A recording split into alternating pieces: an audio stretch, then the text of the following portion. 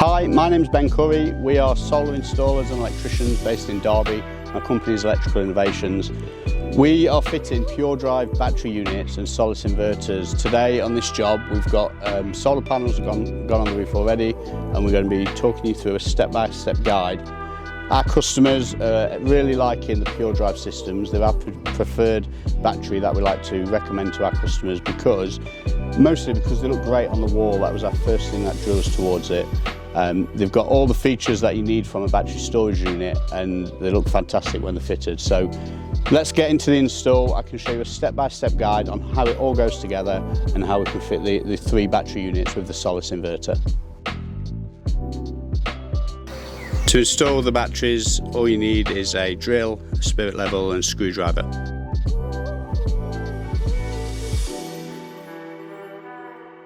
So the first thing we do is open up the box and make sure we've got everything we need. It comes with the battery in the box and a mounting bracket. There's a pack with all your instructions and commissioning sheets. There's also the connection cables between battery and inverter for the DC power, and also communication cables as well. Finally, there's a pack of wall fixings that you use for the battery to mount it on a wall. So my next job is to get the inverter on the wall and get it all wired in. So I'm just going to get on with that now. And oh, hang on, there we go, look, the Solis guy's walking by. Come on in, mate. Oh, hey, man. Hey, Good sorry, to see just walking down the street there. Perfect time. Yeah. So hopefully you can tell us a bit about what we need to know siting the inverter.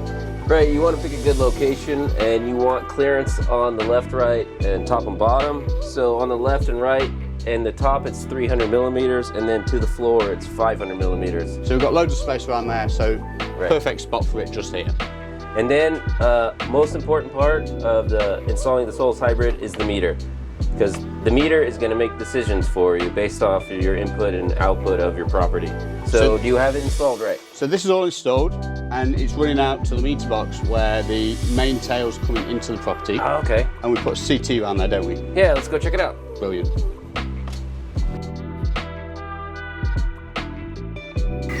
So we're at the meter box now. This is the CT clamp that comes with the Solis inverter. It's labelled up, it says house and grid, and there's an arrow. So the idea is you'll position this so the house is on this side and it's pointing towards the grid. So in the case of a meter box like this, your grid is your main incoming supply. So here for us, we've got the live tail, which is coming out of the isolator switch, and you can see these tails here going to the meter and then to the main supply to the property. So this live tail, if we position it this way, the house is this side, it's going to our Henley block and then into the consumer units.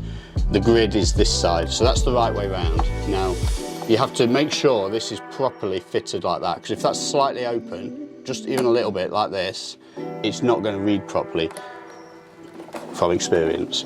So you've got that there, house and grid, that's the right way round. These cables are pre-wired, you've got ferrules on the other end. You shouldn't shorten this or extend it. So this pre-wired section is what you've got to work with. If you've got a distance problem, so this is too far away, there are other meters you can use, but for this kit, this is your CT clamp, this is your cable that you keep the length of, and you wire it back to that energy meter we've just been looking at. So the next job is to get the inverter on the wall. Comes with a nice easy to fit bracket, which goes on there somewhere. We're going to measure our clearances first, mark the holes and get that all fitted up. Then we can pop the inverter on and start adding the wiring to it.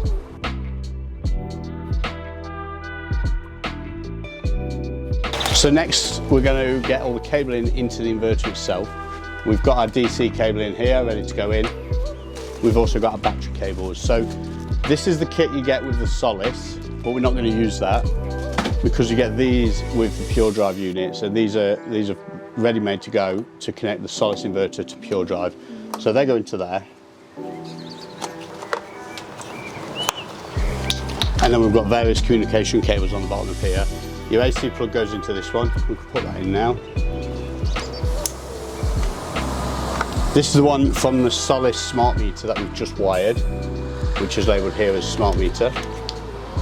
So everything only goes in one way, so all these plugs are set so you can't really get them wrong.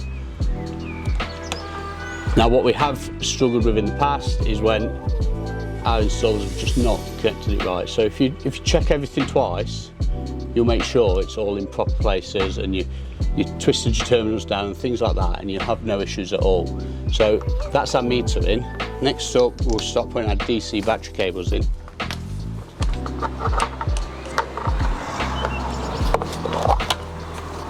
Now we use a bit of chunking on ours just to make it look neater and keep all the wiring hidden away, but you don't need to.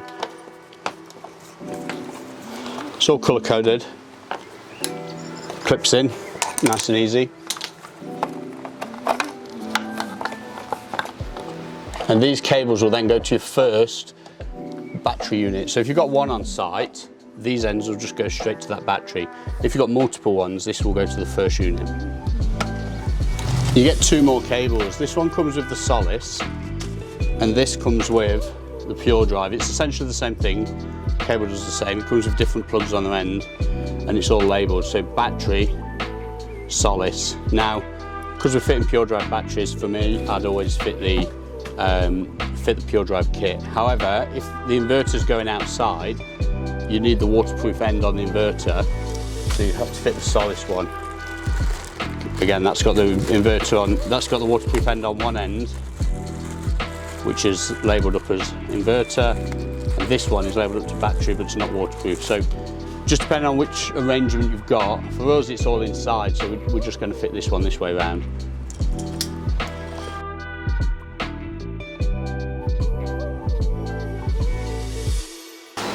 So we're going to mount the Puredrive unit now. You get this bracket, it goes on the wall. They're stable enough to sit on the floor, but obviously you don't want them tipping over and all of that. So brackets on the wall. This then hooks in round here. It's really easy to fit. We're going to hold the bracket there and take a measurement for the height, and then we're just going to mark it on the wall and drill the holes.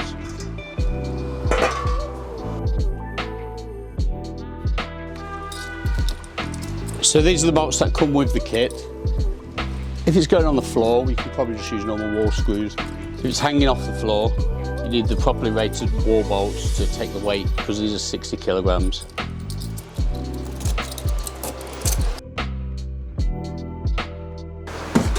I normally just nip them up and then offer the inverter the battery into place to make sure it fits. So the battery is ready to go on the wall. I've fitted the bracket. We just need to lift this. It weighs 60 kilograms, so usually two-person lift. So, oh, hang on. Puredrive guy, come on in, good to see you. Thanks for coming and helping. So we'll get this on the wall, yeah? Yep, let's do it.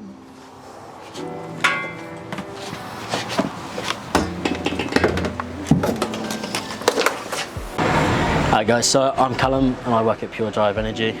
So here we have the 5 kilowatt-hour module. On this specific install, we're going to be installing 2 more modules. So these guys, you know what installers love about us is it's super easy install. So it's just a couple of terminals on the top linking the DC power cables between the batteries. We also have the communication cables, but we'll talk more about that once we've got the other 2 batteries on the wall. So let's fast forward to once we've got the other 2 batteries on the wall.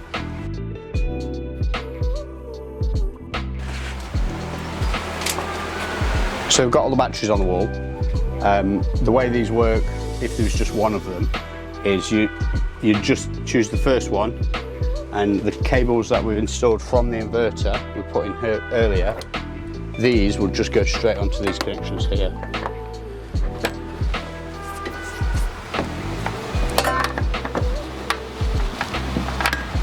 So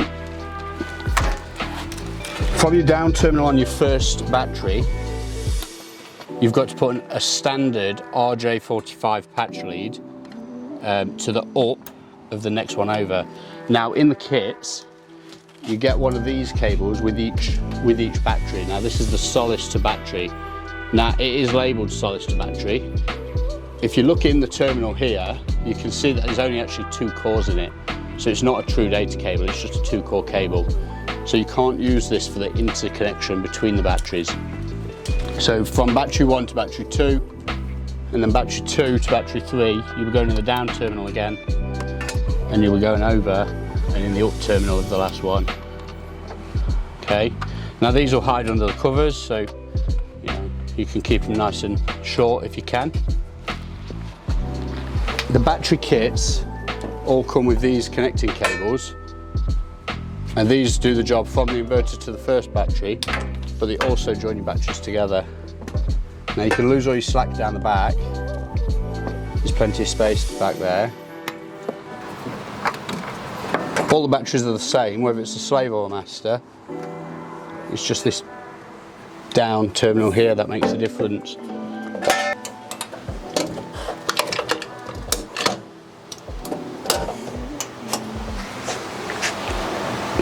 So that's all three systems on.